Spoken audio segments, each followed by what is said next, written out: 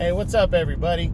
So I'm coming to you today with another year-end top 10 for the year 2020, heading into 2021. This is some of my favorite stuff. I love doing the year-end top 10s. It's really one of my favorite things. I did the super bantamweight division. I'm doing the 200-pound cruiserweight division for this year-end top 10. Again, the new rules are instead of going back 1 year, if you haven't, I gave it an extra 6 months. So I gave all the way from July 1st of last year, 2020, or 2019. If you haven't fought from then till the end of this year, it's okay. But if it's been before that, then you drop out of the top 10 because COVID, affected a lot of people. So I gave everybody an extra 6 months to try to get back in the ring. So you can remain in the top 10 as long as you fought between July 1st and December 31st of this year. July 1st of 2019, December 31st of this year. So let's jump into the cruiserweight division this year and look at the new top 10. So we only had one guy drop out from last year's top 10, and that is former world title challenger Andrew Tabidi. He dropped out because basically inactivity. He hasn't fought since June of last year, 2019, when he suffered his only loss in the World Boxing Super Series semifinal and got his ass knocked out cold against Junior Dorticos. He's came back, he's talked a little bit, he's talked about a rematch with Dorticos, but nothing's come from any of that. So he never got back in the ring. He doesn't have anything scheduled. I'm sure he's going to come back eventually. But he's not back right now, and he's dropped out because of it. He's still, what is he? I forget how old he is. He's 31 now. So, he needs to get back and strike while the iron's hot. I wouldn't be surprised if Tabidi moved up and try to go after the Bridgerweight belt. Now that the WBC is doing that, I think that's going to be a big deal for the cruiserweights because a lot of them are going to try to move up and win a title in that weight class. That's 200. That's going to be 200 or 201. Anything over 200 to 224 is what I believe that's going to be. So we'll see what happens. Now let's get into the top 10. We start with number 10, South African contender Kevin Lerena. He drops one spot from number 9. He's 28 years old. He's still ranked very high in the WBA. He's currently the WBA's number 2 contender. He fought twice this year. He's one of the rare guys that fought a couple times. He fought before the COVID, set in February. He beat 46-year-old former champion Fira Arslan, 6-round TKO. Not that impressive because Arslan is way past it. And then he took on some unknown guy, Patrick Ferguson, in December. Got a 5th-round TKO win and stayed on top of it. He's 26-1, 13 knockouts. This needs to be the year that he gets somebody legit in the ring. I mean, he hasn't really fought anybody, and he needs to fight somebody legit. That's just it. There's no ifs, ands, or buts. So I'm hoping he gets back in the ring sometime soon and takes on somebody serious, and gets a shot at a world title. I know he's actually moving into contention. I think he's trying to win the WBC silver belt for the new Bridgerweight division. So, but we'll see what happens with that. That's still kind of all up in the air. I think the WBC is still figuring it out. I know there's none of the other governing bodies yet have come around to the Bridgerweight division. So we just got to wait and see what happens there. Next at number 9 is contender Mateusz Masternak, the veteran. He's 33 years old. He went 2-0 in 2020. Got a decision and a knockout win over 2 unknown fighters. 43-5, 29 knockouts. Masternak's not ranked in any of the governing bodies. I don't know what he's doing with his career next, but he came back. And just a couple years ago, he fought hard against Junior Dorticos in the World Boxing Super Series quarterfinals. Lost a close decision, and it was a competitive fight. So, I put him back in the top 10 because of that. And hopefully he can get in there and get a contender's bout or fight somebody decent heading into in 2021. So we'll see. Next at number 8, moving up 2 spots from number 10, is the undefeated WBA super champion Arsene Gullimerian. Gullimerian's 33. COVID kept him out of the ring all year until December when I believe he got a victory in December, a win Or no, he actually ended up not fighting at all. That's right. His fight got canceled out of nowhere. So Gullimerian, it's up in the air what's going to happen with him.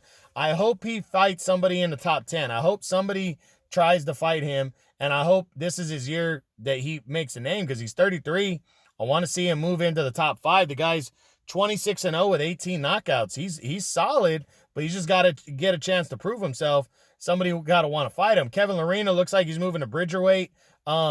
Beibut Shumanov is the interim champion. I'd like to see him fight Shumanov, a 2-division world champ. So, I'd like to see Gullimerian, really anybody go after him, but we'll see. That he looks like kind of high risk, low reward, but the high risk is a world title, and Cruiserweight is going to be wide open this year, in my opinion. So hopefully he gets somebody to take him on and he moves up the Cruiserweight rankings, but we'll see.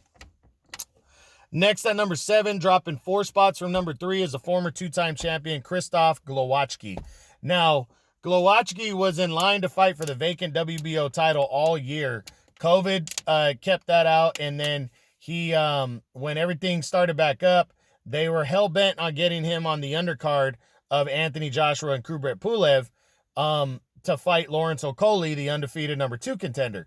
But they couldn't get the fight happening for Joshua until December, so he was on the undercard to fight Okolie, and he tested positive for corona the week of the fight, so he got taken out of the card, and he's still in line to fight Okolie for the vacant world title. We just don't know when yet, but I think it's going to be in the first quarter of the year. But he hasn't fought since June of 2018, so it's going to be approaching 2 years by the time he gets back in the ring. Now, I broke my rule and kept him in because I know for sure that next he's fighting Lawrence Okolie, so he's pretty much scheduled. We just don't know when. But he is scheduled, and he is going to fight Lawrence Okolie for the vacant WBO title.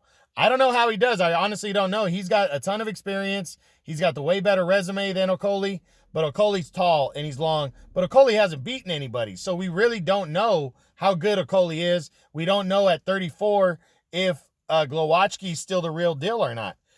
So it's going to be interesting. I think he could win. I think he could lose against a guy like Okolie. We just got to wait and see till they get in the ring. So that's it. He's 31-2, 19 knockouts, and he's still the WBO's number 1 contender. Okay, next at number 6 is former world title challenger Mikhail Cieslak. Cieslak in January he was a mandatory number 1 contender for the WBC title, actually the number 2 contender, and he fought for the vacant belt against Illunga Makabu. He went to Kinshasa, Africa to fight him, or somewhere in that region, and took him on, but the fight got thrown together like last minute. And they ended up fighting at the end of January. It ended up being a close fight, but he lost a close decision, lost his first fight to Makabu. And he's still ranked number 4 in the WBC. He's 20-1 with 14 knockouts. So he came back in December and got a knockout victory. And, hopefully he can do something to get back into the mix this year, and somebody will take him on. Again, Cruiserweight's going to be wide open, and I hope Cieslak's one of the guys that still stays there and goes for one of the vacant titles or gets a contender's bout because, he deserves it. He's a good fighter. Next at number 5 is Russian contender Alexei Papin. Papin bounced back from the loss to Illunga Makabu in 2019 with a bang. He only fought one time, but he made it count. He took on Ruslan Fafer in a WBC eliminator in August, and he was actually losing that fight on points. Fafer was pretty much winning most of the rounds, and then he caught Fafer and knocked him out in the 6th round, hurt him and knocked him out. Now he's the WBC's number 2 contender. He's in line to fight for the title this year. Makabu has to make 2 mandatory defenses. I'm not sure if he has to face Papin in a rematch next or Tabiso Mashunu in a rematch, but he's got to face both those guys. I believe if he doesn't fight Papin, it's probably going to be till the second half of the year and Papin stays active with just a stay busy fight and then gets the rematch, which I'm really excited about. If he does fight him first, I really think it could go either way. Their first fight was a very close majority decision in favor of Makabu. Now, I would favor Makabu again. He might have been overlooking Papin the first time, but Papin's the real deal, and he's got to be dealt with, and he's going to get his first crack at a world title in 2021, almost for sure, and I can't wait to see it. So We just got to wait and see when that happens. Next at number 4, he actually remains number 4, is contender Noel Gavor. Now, Gavor's rating stays high because just 2 short years ago, he fought in the quarterfinals of the World Boxing Super Series, and he should have beaten Maris Breidis. He clearly beat the number 1 guy at that in the weight class, and he should have got the win. He got robbed in that fight. It was a flat-out robbery. And he only fought 1 time in 2019 against a nobody, got a decision. And this year, as long as he came back, I was going to keep him in rated in the top 10. He came back and he got a win. But the biggest thing that upped him, because I had him like at 6 or 7, was the fact that Bradis went on to win the tournament. When everybody thought Bradis was going to lose to Dorticos, and Bradis went out there and won the tournament. So that has to up this guy's stock and keep his stock high. So Gavor is still ranked high. He's 30 years old now. His highest rating is number 8 by the WBC. 25-2, 11 knockouts.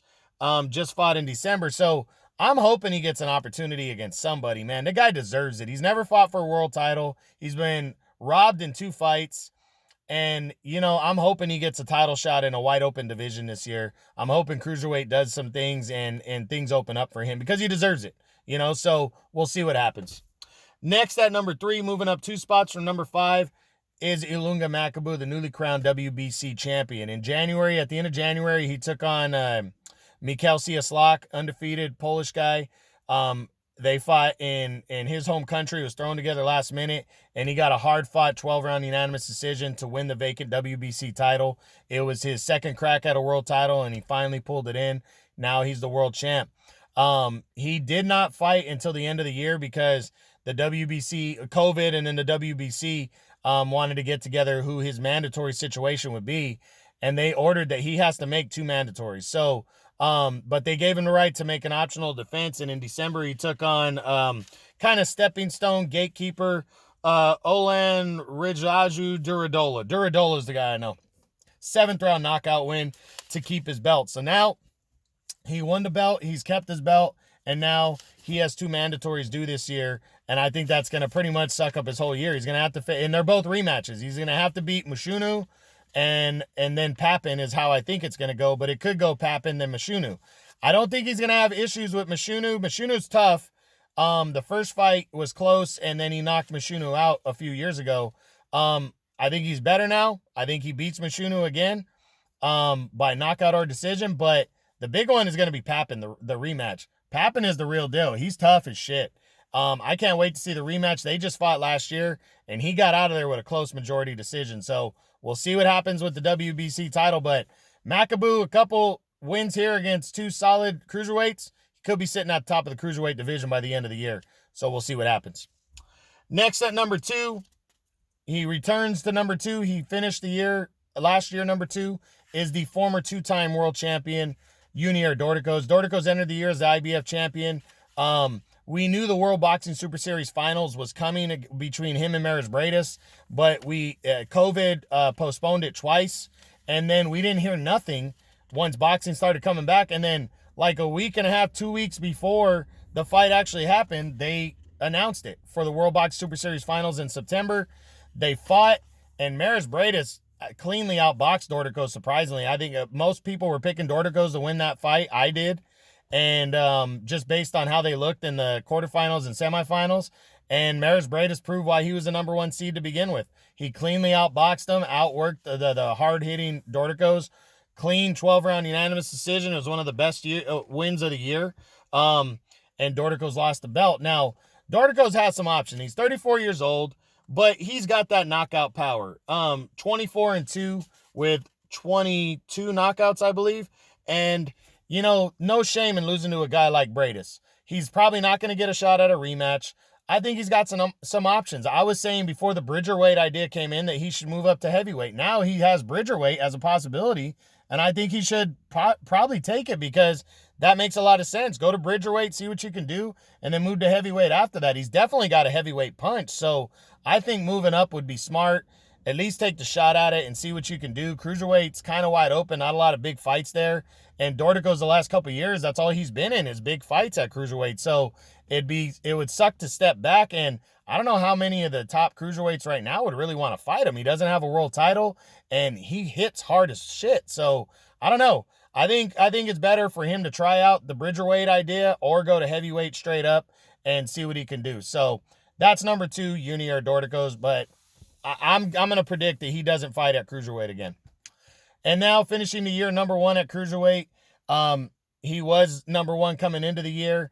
His number 1 spot shifted a little bit during the year, and then he proved why he's number 1 in September, and that is the newly crowned IBF Cruiserweight champion, Maris Breidis. He's now a 3-time Cruiserweight champion at 200 pounds. He came into the year, really with the finals lined up against Junior Dorticos, but he did not have a good tournament to get to the finals. He got lucky, a gift decision in a fight where he totally deserved to lose against Noel Gavor in the quarterfinals in 2018. And then last year, he had the most controversial fight of the year with a 3rd-round knockout against Glowachi, but a lot of controversy, fouls. He did not win that fight clean at all. And Dorticos had a good 1st and 2nd round, so a lot of people thought Dorticos was going to win the final. I did. And in September, when they finally fought, man, Dorticos put it on Dorticos. Clean, one-sided 12-round decision, but he got the win, and now, he's got some options. Does he want to stay at cruiserweight? Does he want to move to the new Bridgerweight? Does he want to move up to heavyweight? It's kind of wide open. We really don't know, but I think Breidis could definitely take over cruiserweight and shut it down and make some decent money. But at 35, what does he want to do? He's the champ, so he can choose what he wants, but a nice ending to the year. He'll finish as the Cruiserweight of the year because of it. And, that's pretty much it. So hope you guys enjoyed this. That's the year-end top 10 on the 200-pound Cruiserweight division. I love doing it. True boxing. You've been hit with the truth.